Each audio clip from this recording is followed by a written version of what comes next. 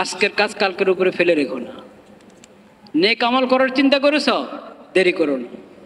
গুনাহ থেকে বাঁচার আগ্রহ সৃষ্টি হয়েছে অন্তরে, তাইলে আর কালকের জন্য ফেলে রেখো না, এখনই করো। হাসিবু আনফুসাকুম ক্বাবলা আন তুহাসাবু, ওই কথা সাহাবীরা বলেছেন। হাসিবু আনফুসাকুম ক্বাবলা আন তুহাসাবু, হাসর ময়দানের হিসাবের অপেক্ষা বসে থেকো না, এখনই তুমি তোমার হিসাব নাও।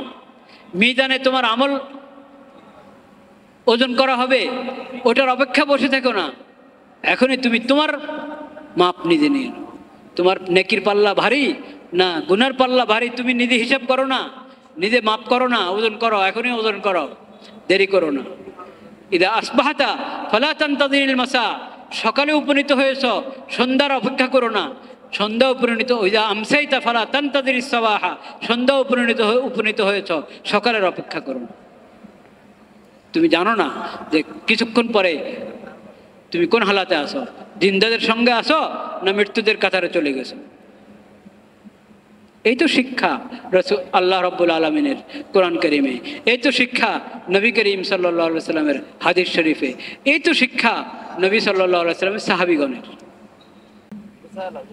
লা ইলাহা ইল্লাল্লাহ। কিন্তু আমাদের অবস্থা কি?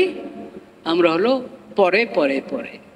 हर रोज मी गोयम के फरदा तरके सौदा कुनम बाद चो फरदा शवद फरदारा इमरोज कुनम। প্রতিদিন বলি যে আগামীকাল ছাড়বো, এই গুনাহ আগামীকাল ছাড়বো, এই বদঅভ্যাস আগামীকাল ছাড়বো, এই নেক আমলটা আগামীকাল থেকে শুরু করব, প্রতিদিন বলি। আবার যখন আগামীকাল আসে তো ওইটারে, এখন আগামীকাল তো আজকে হয়ে গেছে, আজকে হয়ে গেছে, এখন আবার পরের দিনকে আগামীকাল বানাচ্ছি আমি। এইভাবে কখনো কি হবে না, ইসলাহ হবে না। সংসদের তরিকা হলো বাস নগদ শুরু করা। আল্লাহ রাব্বুল আলামিনের শুকর আদায় করি আমরা, আলহামদুলিল্লাহ। আজকে দুটি বরকতপূর্ণ দিন আমরা একসাথে পেয়েছি।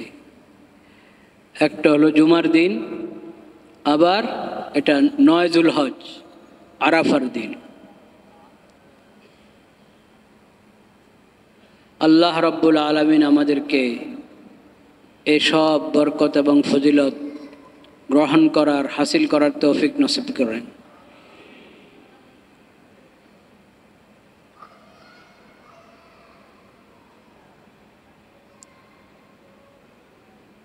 লা ইলাহা ইল্লাল্লাহ, লা ইলাহা ইল্লাল্লাহ।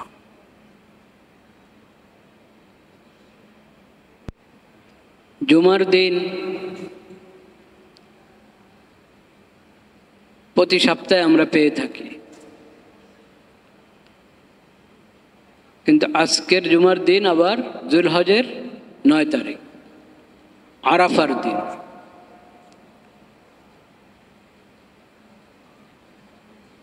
মক্কা মুকাররমা এর যুলহজের যেই নতুন চাঁদ হয়েছে, সেই নতুন চাঁদ হিসাবে গতকাল ওখানে 9 যুলহজ ছিল। সেই চাঁদ হিসাবে হাজী সাহেবগণ আরাফার ময়দানে উকুফ করেছেন। হজের সবচেয়ে বড় রকম, সবচেয়ে বড় আমল আরাফাতে অবস্থান। সেই আমল হাজী সাহেবরা গতকাল করেছেন। আমাদের হেলাল হিসাবে আজকে আমাদের 9 যুলহজ, সেজন্য আমরা আজকে আরাফার দিনের রোজাও রেখেছি।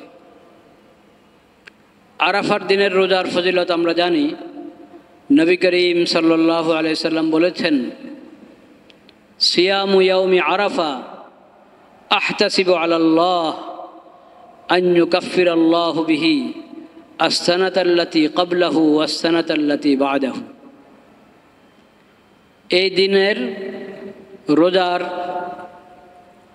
ফজিলত হলো, নবী সাল্লাল্লাহু আলাইহি সাল্লাম বলেন, আমি আল্লাহর কাছে আশাবাদী যে আল্লাহ তাআলা এই রোজার বরকতে 1 বছর আগের এবং 1 বছর পরের গুনাহ মাফ করে দিবেন। মুসলিম শরীফে হাদিসটি বর্ণিত হয়েছে।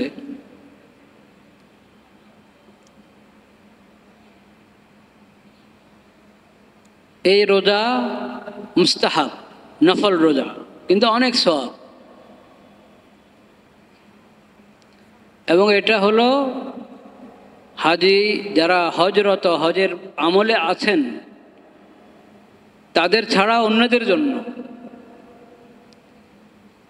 যারা হজ করছেন তারা তো সরাসরি আরাফার ময়দানে আছেনই, যাতে হজের জন্য যে ইবাদত এবং দোয়া সেটা তারা ভালোভাবে করতে পারেন, শক্তি পান ওই ইবাদত এবং দোয়ার মধ্যে। সেজন্য হাজি সাহেবদের জন্য আরাফার রোজা মুস্তাহাব ঘোষণা করা হয়নি। রাখলে রাখতে পারে, কিন্তু এই রোজাটা মুস্তাহাব হলো অন্যদের জন্য। নবী করিম সাল্লাল্লাহু আলাইহি ওয়াসাল্লাম বিদায় হজে আরাফার দিনে 9 যুলহজ্জে হজ করেছেন সাহাবায়ে কেরামকে নিয়ে, লক্ষাধিক সাহাবীদেরকে নিয়ে। নবী করিম সাল্লাল্লাহু আলাইহি ওয়াসাল্লাম নিজে সেদিন রোজা ছিলেন না। এটা মূলত হাজি সাহেবদের ছাড়া, হাজি সাহেব মানে যারা হজের আমলে আছেন ওখানে আরাফার ময়দানে, তাদের ছাড়া অন্যদের জন্য এই রোজাটা মুস্তাহাব।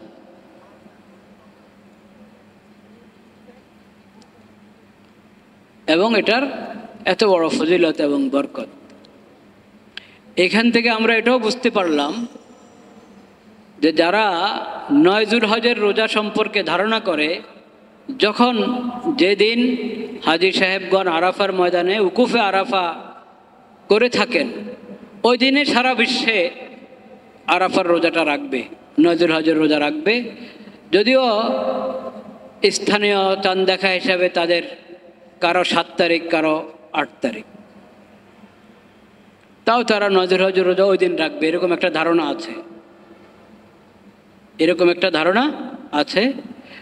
বিশেষ করে ওই লোকরা এরকম ধারণা করে থাকেন যারা সবসময় অভ্যস্ত নিজের স্থানীয় চাঁদ দেখা থেকে ওনারা আগে রোজা রাখবেন, আগে ঈদুল ফিতর করবেন, আগে ঈদুল আজহা করবেন।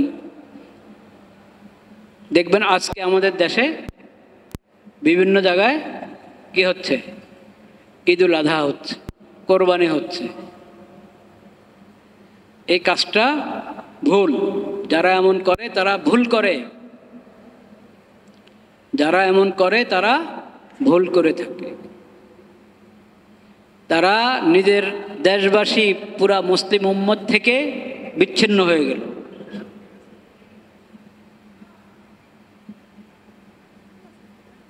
বিচ্ছিন্ন হয়ে ওনারা বলছেন যে আমরা সৌদির সাথে আমাদের মিল আছে, সৌদির সাথে আমাদের মিল আছে। তো সৌদির সাথে আপনার মিলটা আপনি জবরদস্তি ধরে নিচ্ছেন, নতুবা তারিখ কোনো রকম মিললেও সৌদির সাথে সময় মিলে না, 3 ঘন্টার পার্থক্য। এটা তো এখানের অবস্থা। আপনি মালয়েশিয়া চিন্তা করেন, জাপানের কথা চিন্তা করেন। যদি হাজি সাহেবগণ আরাফাতে অবস্থান যখন করবেন, সেই হিসেবে যদি আমি 9 যুলহজের রোজা রাখি, তাহলে মালয়েশিয়াওয়ালারা রোজা শুরু করলে তাদের ইফতার হয়ে যাবে হাজি সাহেবরা আরাফার ময়দানে অবস্থান শুরু করার আগেই তাদের ইফতারের সময় হয়ে যাবে। হিসাব করে দেখেন, জাপানারদের তো হবেই। তাহলে এটা আরাফায় অবস্থান করার সময়ের সাথে যুক্ত না এই রোজাটা। এটা হলো 9 যুলহজের রোজা। কিসের রোজা? 9 যুলহজের রোজা। 9 যুলহজ যার এলাকায় যখন, যার এলাকায় 9 যুলহজ যখন, তখন সেই 9 যুলহজের রোজা রাখবে। আবার ওই রোজা রাখার ফজিলত সে তখনই পেয়ে যাবে। যাদের এলাকায় আরবের আগে চাঁদ দেখা যায়, হয় কি না? হয়। আরবের আগে কোন কোন এলাকায় চাঁদ দেখা যায়, সৌদি আরবের আগে কোন কোন এলাকা চাঁদ দেখা যায়। যেদিন সৌদিতে 9 জুলহজ, ওদিন তাদের এখানে 10 জুলহজ। সৌদিতে 8 জুলহজ, তাদের এখানে 9 জুলহজ। আপনারা এটা ধারণা করেন না যে সৌদি সব জায়গার আগে হয় না। সৌদি পুরো বিশ্বের আগে প্রথম চাঁদ দেখা যায়, প্রথম নতুন চাঁদ সৌদিতে দেখা যায়, এই ধারণা ঠিক না। অনেক মাসেই এমন হয় যে সৌদি আরবের আগেও বিভিন্ন এলাকায় চাঁদ দেখা যায়। আফ্রিকার বিভিন্ন দেশে, আমেরিকার কোনো কোনো জায়গায় সৌদির আগে চাঁদ দেখা যায়। সব মাসে না, এগুলো তো আল্লাহর কুদরত। আল্লাহ তাআলা ওয়াহুয়াল্লাযী জাআলাল লাইলা ওয়ান নাহারা খিলফাতান লিমান আরাদা আন ইয়াযাক্কারা আও আরাদা শুকুরা। আল্লাহর কুদরত। আল্লাহ তাআলা চাঁদ সূর্যের সৃষ্টি এমনভাবে করেছেন, এমন হিসাবের সাথে জুড়ে দিয়েছেন আল্লাহ তাআলা। চাঁদ এবং সূর্যের অন্যান্য নক্ষত্রের গ্রহ, উপগ্রহ এবং নক্ষত্রের চলাচল আল্লাহ তাআলা এমন সূক্ষ্ম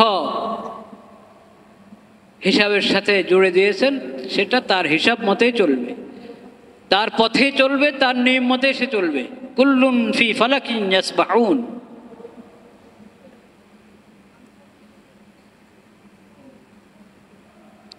ওটা আপনি ওইভাবে চিন্তা করলে হবে না যে প্রতি মাসেই অমুক জায়গায় সর্বপ্রথম নতুন চাঁদ দেখা যাবে না। সর্বপ্রথম নতুন চাঁদ এমনও হইতে পারে গত মাসে এক জায়গায় হয়েছে, এই মাসে আরেক জায়গায়, সামনের মাসে আরেক জায়গায়। সেজন্য এই পদ্ধতিটা, এই চিন্তাটাই ভুল যে আমি সর্বপ্রথম দেখা হিসাবে দেখব, আবার কেউ বলে আমি সৌদির হিসাবে দেখব না। বরং তুমি তোমার অঞ্চলের দেখা হিসাবে দেখো, রোজা করো, ঈদ করো, আমল করো। আমি একটা ঘটনা শুনাই শুধু, এটা নিয়ে আলোচনা করার আমার উদ্দেশ্য ছিল না, কিন্তু আজকাল মিডিয়ার কারণে মানুষ কত কিছু দেখে, কত কিছু শুনে, সোশ্যাল মিডিয়ায় আসতেই থাকে। সহি গলত, বাস্তব অবাস্তব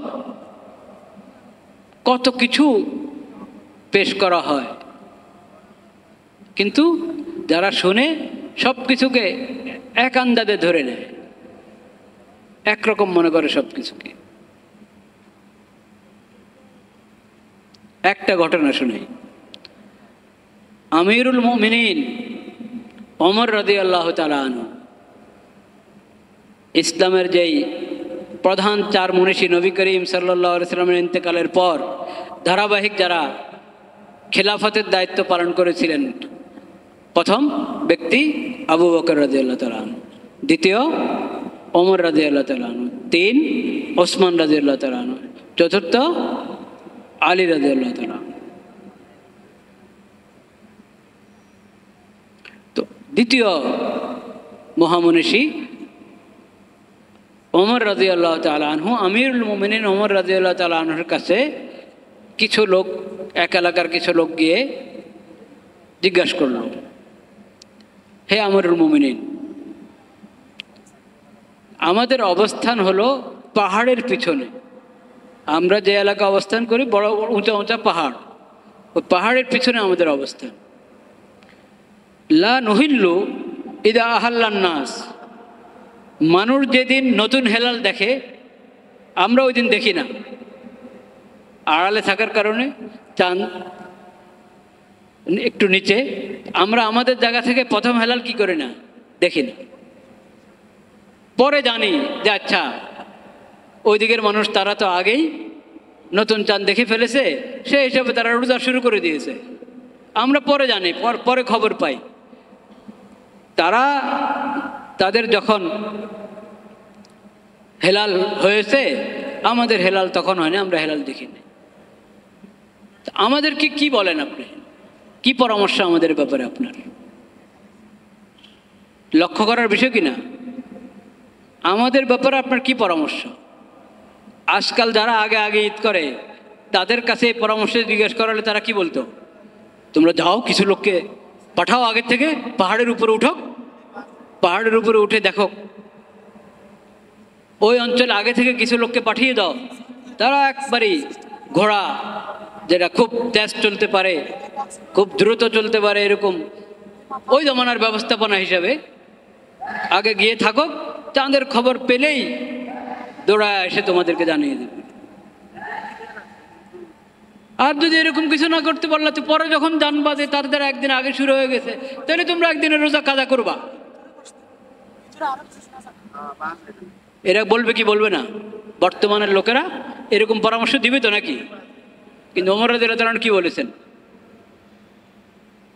ওমর রাদিয়াল্লাহু তাআলা বলেছেন, মিনাল ওয়াজহি ইলাল ওয়াজহি, তোমার হেলাল যখন তুমি দেখবে তখন থেকে তুমি রোজা শুরু করো। তোমরা যখন তোমাদের অঞ্চলে হেলাল দেখবে তখন থেকে রোজা শুরু করো, মাস গণা শুরু করো। ফাইন গুম্মা আলাইকুম ফাকমিলুল ইদ্দাতা সালাসিন। দেখছো না পাহাড়ের আড়ালের কারণে দেখছো না, নাকি তোমার এখান থেকে চাঁদ দেখার পজিশন তুমি দেখবে ওই পজিশনে চাঁদ নাই এই জন্য দেখছো না, না আকাশ মেঘাচ্ছন্ন হওয়ার কারণে দেখছো না, যে কোনো কারণে যদি তুমি না দেখো, গুম্মা আলাইকুম, যে কোনো কারণে তুমি দেখছো না, তাহলে ফাকমিলুল ইদ্দাতা সালাসিন, তুমি 30 পুরা করো, বর্তমান মাস 30 পুরা করো। এটা তো একটা ঘটনা শুনলাম, এরকম অনেক ঘটনা আছে। কাজে এটা হলো একটা বুদ্ধিজীবী চিন্তা, সারা বিশ্বে একই দিনে করতে হবে, সর্বপ্রথম চাঁদ দেখা করতে হবে। অথচ সৌদির সাথে যারা করে ওরা কিন্তু সর্বপ্রথম চাঁদ দেখা হিসাবে করে না। কখনো হয়ে যায় সর্বপ্রথম চাঁদ দেখা, কিন্তু অনেক সময় সর্বপ্রথম চাঁদ দেখা সৌদির আগে হয়। সেজন্য ভাইরা আমার, আমরা এইসব বিষয় নিয়ে, যেটা আমরা শরীয়তে আমাদেরকে যেসব বিষয় বাধ্য করে নাই, যে তুমি চেষ্টা করো, সর্বোচ্চ চেষ্টা চালাও, ব্যবস্থাপনা গ্রহণ করো, সব জায়গায় যাতে একদিনে করতে পারো, এটা কঠিন, এমন সম্ভব না। আপনারা তারিখ রেখা সম্পর্কে জানেন না? কি ডেট বলে ওটাকে? ডেট কি? বিশ্বের মানে সর্বপ্রথম তারিখ পরিবর্তন হয় কোন জায়গায়? দিন পরিবর্তন হয় কোন জায়গায়? পৃথিবী তো গোলাকার না, তো এটা তো একটা জায়গা ঠিক করতে হবে দিন এবং তারিখ পরিবর্তন হওয়ার জন্য। তারিখ পরিবর্তনের যে রেখার এদিকে 1 তারিখ, ওইদিকে আরেক তারিখ, এদিকে বৃহস্পতিবার, ওইদিকে শুক্রবার। আপনি হাজার চেষ্টা করলেও পুরো বিশ্বে একই দিনে রোজা ঈদ করতে পারবেন না। আর এমনি অন্য জায়গাও কিছু মিল থাকলেও মূল সময় মিল থাকে না। এই জন্য ওইসব চিন্তা বাদ দিয়ে বাস সুমু লিরুয়াতিহি ওয়া আফতিরু লিরুয়াতিহি, নবী করিম সাল্লাল্লাহু আলাইহি ওয়াসাল্লাম যেভাবে বলেছেন, তোমরা হেলাল দেখে রোজা শুরু করো, হেলাল দেখে রোজা শেষ করো এবং ঈদ করো। ওইভাবে আমরা করব। ওমর রাদিয়াল্লাহু তাআলা আনহু ওটাকে আরও বুঝিয়ে দিলেন আমাদেরকে, মিনাল ওয়াজহি ইলাল ওয়াজহি। আল্লাহ তাআলা আমাদেরকে তৌফিক নসিব করেন। যে কথা আজকে মূলত বলতে চাচ্ছি, আল্লাহ আমাকে, আমাদের সবাইকে আমলের তৌফিক নসিব করেন। সেই কথাটা হলো, এই যে সময়টা বরকতের সময়, যখন আল্লাহ রাব্বুল আলামিনের রহমতের বারিধারা, আল্লাহর রহমতের বৃষ্টি বর্ষিত হচ্ছে, আল্লাহর মাগফিরাতের বৃষ্টি বর্ষিত হচ্ছে। আল্লাহ রাব্বুল আলামিন আরাফার দিন ক্ষমা করতেই থাকেন। আল্লাহর ক্ষমা দেখে শয়তান পর্যন্ত পেরেশান হয়ে যায়। সারা বছর মানুষকে গোমরা করে, কুমন্ত্রণা দিয়ে পাপের রাস্তা নিয়েছে, গোমরাহের রাস্তা নিয়েছে, যা কামাই করেছে, এখন তো মানুষ এই দিন একবারে খাঁটি তওবা করে নিজেকে আল্লাহর দরবারে সুপে দিচ্ছে, সামনের জন্য পুরো প্রতিজ্ঞাবদ্ধ হচ্ছে, আর সে আল্লাহর নাফরমানি করবে না, পাপ করবে না। অপরাধ করবে না। আর আল্লাহ তার তওবা কবুল করে, তার ইস্তেগফার কবুল করে ক্ষমা করে দিচ্ছেন, ব্যাপকভাবে ক্ষমা করে দিচ্ছেন। তো এটা দেখে শয়তান খুব জলিল হয়ে যায়, লাঞ্ছিত হয়ে যায় যে আমার তো সব শেষ, যা কামাই করলাম সব কি শেষ। এই সময়টা আমরা যদি একটু জেগে উঠি, এই সময়টায় আমরা যদি একটু নিজেকে প্রস্তুত করে ফেলি নিজের ইসলাহের জন্য, সংশোধনের জন্য, খাঁটি তওবার জন্য, ইস্তেগফারের জন্য, তাহলে এটা হলো একটা সুবর্ণ সুযোগ, সুবর্ণ সুযোগ।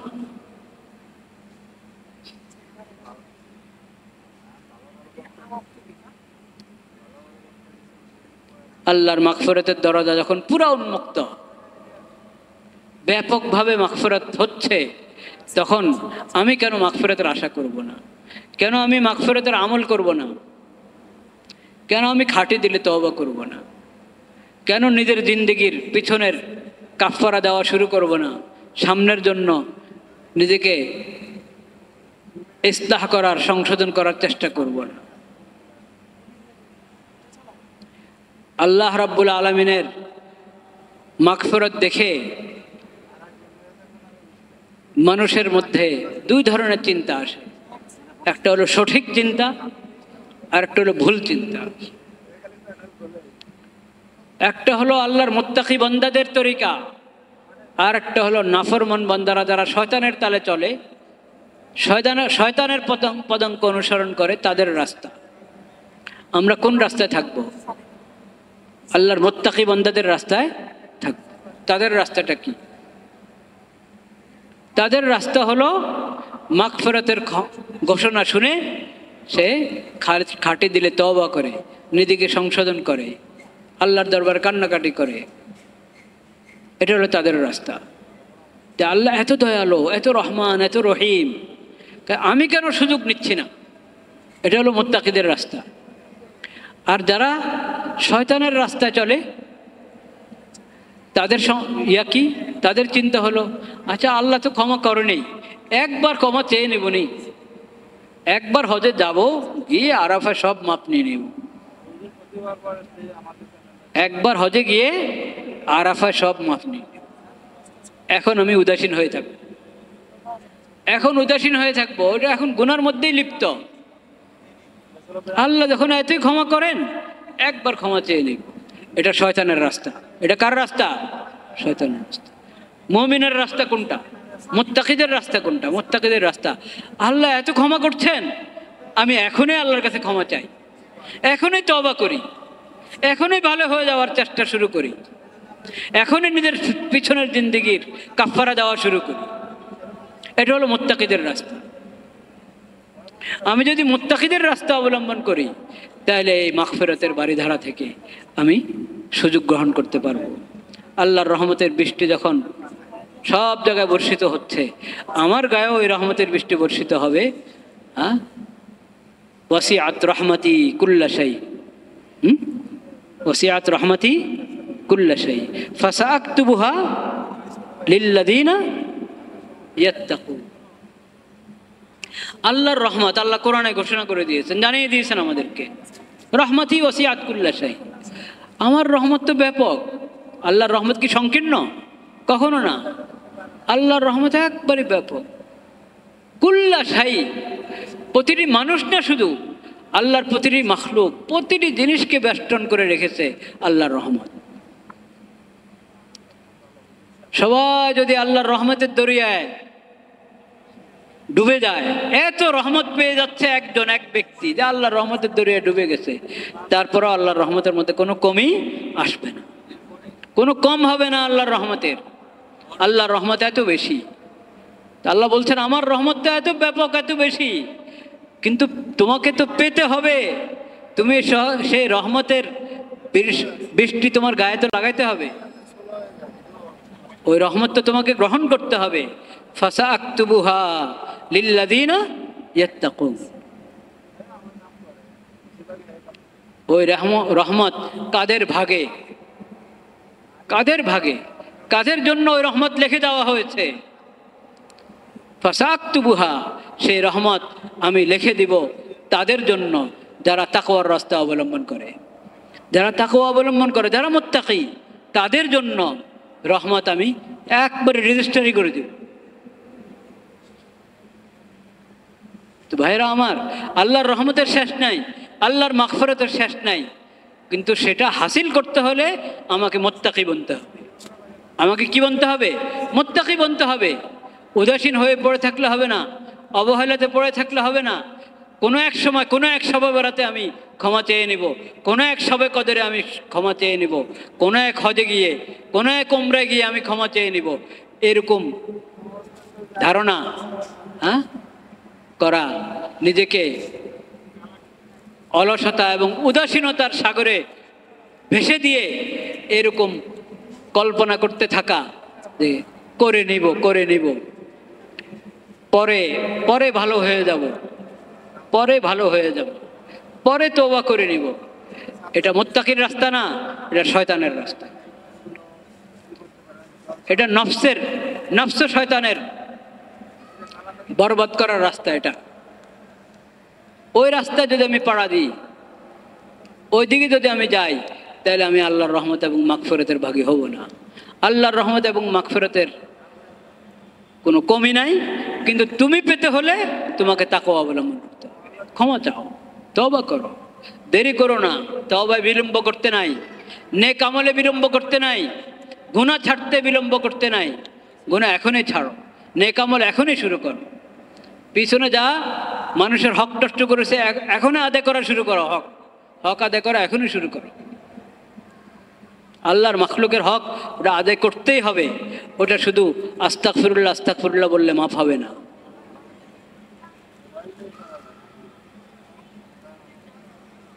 যদি আমরা চাই আরাফার দিনের, হাজী সাহেবরা আরাফার দিনের যে বরকত হাসিল করেছেন সেখানে আমার ভাগ হোক, আমি যদি এটা চাই, তাহলে এটাই রাস্তা। নগদ তওবা, নিজেকে সংশোধন করার নগদ পদক্ষেপ। কারণ ভবিষ্যতের কোনো কি নাই, ভরসা নেই। ভবিষ্যতের ভরসা আছে? ভবিষ্যতের ভরসা নেই। পরে ওই পর কখন আপনি চিন্তা করতেছেন? 1 মাস পর, 1 বছর পর, কয়েক বছর পর, কোনো পরের ঠিকানা নেই, কোনো পরের কি নাই, ঠিকানা নেই। যে কোনো সময় মৃত্যু আসতে পারে। এর চেয়ে বড় আরো কঠিন কথা হলো মৃত্যু আসে নাই। আমি বলছি আচ্ছা 1 বছর পরে উমরা গিয়ে হজে গিয়ে ভালো হয়ে যাব, 1 বছর আমি হায়াতে আছি, আমিও পরিবর্তন হলাম না, মৃত্যু আসলো না, 1 বছর তো জিন্দায় আছি, তো ঠিক আছে, তাহলে আরো 1 বছর পর, আরো কয়েক মাস পর, আরো কিছুদিন পর। আল্লাহ যে 1 বছরের সুযোগ দিলেন, এই সুযোগকে আরো অবহেলা করলাম, আল্লাহর নেয়ামতের আরো নাফরমানি করলাম, আরো নাশুকরি করলাম, আরো পরে। তো দাঁড়ালো কি? মৃত্যু তো আসে না ঠিক, কিন্তু ঈমান কি হয়ে গেল? দুর্বল হয়ে গেল। আগে তো ভাবতাম যে নিজেকে ঠিক করতে হবে, না এরকম বেশি দিন চলা যাবে না, ঠিক হয়ে যেতে হবে, ভালো হয়ে যেতে হবে, আচ্ছা হয়ে যাচ্ছি, হয়ে যাব, এরকম চিন্তা আসতো। দিন যাতে যাতে কলব কি হয়ে গেছে? শক্ত হয়ে গেছে। ওয়ালা তাকুনু কাল্লাযীনা, ওয়ালা তাকুনু কাল্লাযীনা নাসুল্লাহ ফাআনসাহুম আনফুসাহুম।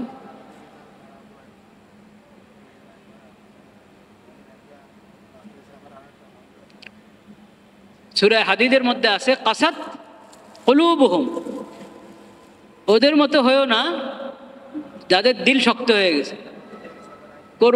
করতে করতে দিন যায়, না ইলমের চর্চা, না আমলের চর্চা, খালি করছি, ওইভাবে দিল কি হয়ে যায়? শক্ত হয়ে যায়। দিল শক্ত হয়ে গেলে তখন আর আল্লাহর জিকিরের মজা পাওয়া যায় না, কোরআন তেলাওয়াতে মজা পাওয়া যায় না, ইবাদতে মজা পাওয়া যায় না, সমস্ত ইবাদত বোঝা মনে হয়, নেক আমল বোঝা মনে হয়। গুনার মধ্যে খালি স্বাদ পাওয়া যায়, খালি গুনাতে স্বাদ পাওয়া যায়। তখন আর এই চিন্তা আসে না যে 1 বছর পর উমরা গিয়ে মাপ নিয়ে নেব, 100 বরাতে মুনাজাত দিয়ে মাপ নিয়ে নেব, এই কথা আর মাথায় আসে না। দিল এত শক্ত হয়ে যায়। তাহলে পর কি আমার হাতে আছে? পরে করব, ভবিষ্যতে করবো, এটা আমার হাতে নাই। হয়তো এর আগে মরেই যাব, এর আগে এমন এক অসুস্থতা এসে গেছে এখন আর কথাও বলতে পারি না, আস্তাগফিরুল্লাহ উচ্চারণ করার শক্তিও নাই, বা পুরো সুস্থ, কোনো সমস্যা নেই কিন্তু দিল শক্ত। আমি সুস্থ কিন্তু আমার দিল অসুস্থ, আমি সুস্থ কিন্তু আমার দিল কি অসুস্থ, ইমানি শক্তি হারিয়ে ফেলেছি। এখন আর তওবার তৌফিক হয় নাই, এজন্য বিলম্ব করতে নাই। এজন্য কি করতে নাই? বিলম্ব করতে নাই। আল্লাহ তাআলা বলেছেন সারিউ সারিউ, মাগফিরাত চাচ্ছ দৌড়াও, এখনই, বিলম্ব করো না। আল্লাহ যা বলেছেন কোরআনে, তা বলেছেন নবী করিম সাল্লাল্লাহু আলাইহি ওয়াসাল্লাম হাদিস শরীফে। দিলকে শক্ত করো না, দিলকে শক্ত করো না। গুনাহ করে তওবা করতে দেরি করলে দিল শক্ত হয়, তওবা করতে দেরি করলে দিল শক্ত হয়। কাল্লা বাল রানা আলা কুলুবি ফাওয়াইলুল লিল কাসিয়াতি কুলুব। কোরআনে যা আল্লাহ বলেছেন, নবী করিম সাল্লাল্লাহু আলাইহি ওয়াসাল্লাম হাদিস শরীফে ওগুলো আরো বারবার বলে বলে, বিস্তারিত বলে বলে আমাদেরকে শিখিয়েছেন যে আজকের কাজ কালকের উপরে ফেলে রেখো না। নেক আমল করার চিন্তা করেছ, দেরি করো না। গুনাহ থেকে বাঁচার আগ্রহ সৃষ্টি হয়েছে অন্তরে, তাইলে আর কালকের জন্য ফেলে রেখো না, এখনই, এখনই করো। হাসিবু আনফুসাকুম ক্বাবলা আন তুহাসাবু, ওই কথা সাহাবীরা বলেছেন। হাসিবু আনফুসাকুম ক্বাবলা আন তুহাসাবু, হাসর ময়দানের হিসাবের অপেক্ষা বসে থেকো না, এখনই তুমি তোমার হিসাব নাও। মিজানে তোমার আমল ওজন করা হবে, ওটার অপেক্ষা বসে থেকো না, এখনই তুমি তোমার মাপ নিজে নিয়ে নাও। তোমার নেকির পাল্লা ভারী না গুনার পাল্লা ভারী, তুমি নিজে হিসাব করো না, নিজে মাপ করো না, ওজন করো, এখনই ওজন করো, দেরি করো না। ইদা আসবাহাতা ফালা তানতাযিরিল মাসা, সকালে উপনীত হয়েছ, সন্ধ্যার অপেক্ষা করো না, সন্ধ্যা উপনীত। ইদা আমসাইতা ফালা তানতাযিরিস সাবাহা, সন্ধ্যা উপনীত হয়েছ, সকালের অপেক্ষা করো না। তুমি জানো না যে কিছুক্ষণ পরে তুমি কোন হালাতে আসো, জিন্দাদের সঙ্গে আসো না মৃত্যুদের কাতারে চলে গেছো। এই তো শিক্ষা রাসূল আল্লাহ রাব্বুল আলামিনের কোরআন কারীমে, এই তো শিক্ষা নবী করিম সাল্লাল্লাহু আলাইহি সাল্লামের হাদিস শরীফে, এই তো শিক্ষা নবী সাল্লাল্লাহু আলাইহি সাল্লামের সাহাবীগণের। লা ইলাহা ইল্লাল্লাহ। কিন্তু আমাদের অবস্থা কি? আমরা হলো পরে পরে পরে। हर रोज मी गोयम के फरदा तरके सौदा कुनम बाज चो फरदा शवद फरदारा इमरोज कुनम। প্রতিদিন বলি যে আগামীকাল ছাড়বো, এই গুনাহ আগামীকাল ছাড়বো, এই বদভ্যাস আগামীকাল ছাড়বো, এই নেক আমলটা আগামীকাল থেকে শুরু করব, প্রতিদিন বলি।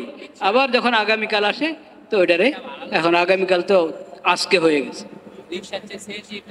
আজকে হয়ে গেছে, এখন আবার পরের দিনকে আগামীকাল বানাচ্ছি আমি। এইভাবে কখনো কি হবে না, ইসলাহ হবে না।